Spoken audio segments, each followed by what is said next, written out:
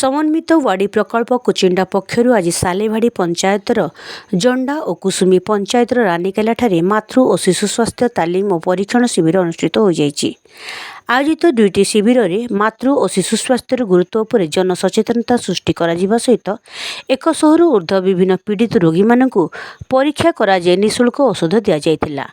प्रारंभ में वरिष्ठ चिकित्सक डाक्टर राजाराम षडंगी और तालीम प्रशिक्षक चक्रधर नंद शिविर में तालीम प्रदान करी सुस्थ जीवनशैली उपर बुझाइथिले। द्वितीय पर्यायर डाक्टर षडंगी स्वास्थ्य परीक्षा करी निःशुल्क औषध बंटन करथिले। मधुमेह रक्तचाप प्रभृति रोगी को नियमित परीक्षा करी औषध सेवन करने सहित निकटस्थ डाक्तरखाना उपरे निर्भर करने को परामर्श देथिले। आयोजित शिविर को प्रकल्प योजना प्रबंधक मानस महांती, प्रकल्प संयोजक भरत प्रधान, संजीव साहू प्रमुख यह परिचालना करथिले। नाबार्ड सहयोग सार्क स्वेच्छासेवी अनुष्ठान यह आयोजन करथिले।